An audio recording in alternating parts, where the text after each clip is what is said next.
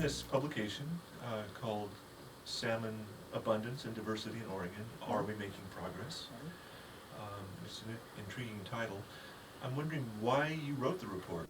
I wrote it because there's been a lot of discussion about the record runs at Bonneville this last couple of years, and I said, well, that doesn't really fit the picture that I've had.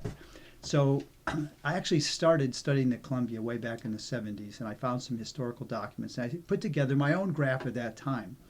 And I started studying at Columbia because I was interested in limits to growth, because that was the era where we were worrying about population growth. So I thought this is a great example of population growth and decline, and how did the industry respond to the growth and decline in the salmon fishery. So we had this rapid growth period, kind of a period of leveling off, and then slow decline, then boom, things dropped out of the bottom.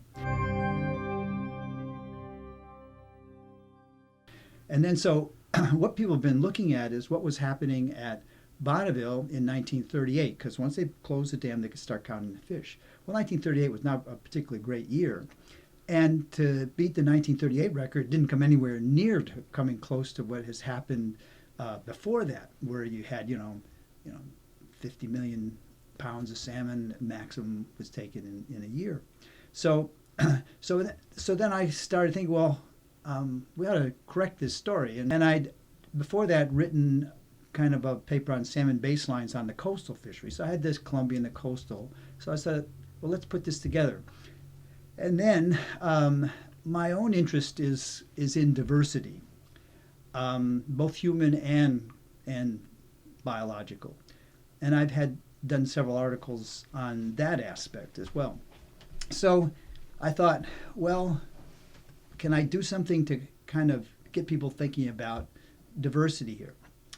So then I started thinking, well, who am I writing for?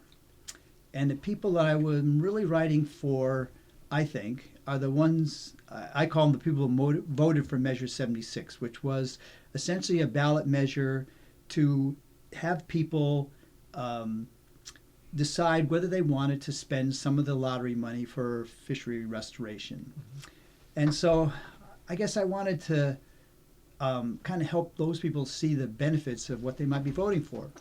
Now, as I looked at this curve, it's at a bottom, and that bottom seemed to come in about 1990. Then things seem to have actually improved a little bit since 1990. We go back to 1994 when they closed the coho fishery for salmon in the ocean.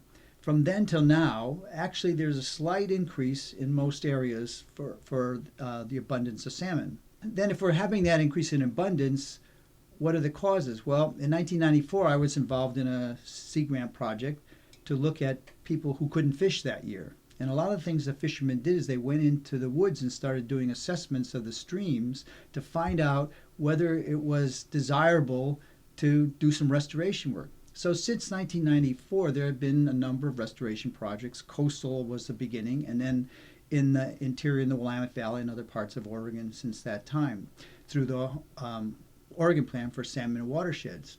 I wanted to have the people who voted for Measure 76 see what I thought were some of the benefits, because from my view, I've been going to Watershed Council meetings since the early 90s and watching what's going on and seeing the enthusiasm for people to get out and work to do some stream restoration. Now, the idea of the Oregon Plan was, and we have to do this on private lands, so we have to get the cooperation of private landowner. And so the watershed councils have worked very hard to make relationships with private landowners, to get money and go out and do restoration work. So I saw that maybe that restoration work was having an impact and maybe was part of this rise. Now, one of the issues with this curve that we have that shows the history is that we really don't know what affects things in that curve. Much as we've studied salmon, we cannot say whether the increases that are occurring are because of ocean conditions, because of better habitat, because of better hatcheries, because of better passage, because of regulation in the ocean, keeping people off different runs and things like that. So it's hard to know what is causing it, but it looks like there's maybe a little uptick, at least the bottom's been hit. And so I wrote it all about this, and then since that time I've been saying, oh, why did I do that? because you have global warming and climate change coming on the horizon. So here I am making this suggestion things are getting better, and boom, then everything's going to go to pot. But anyway, here I am.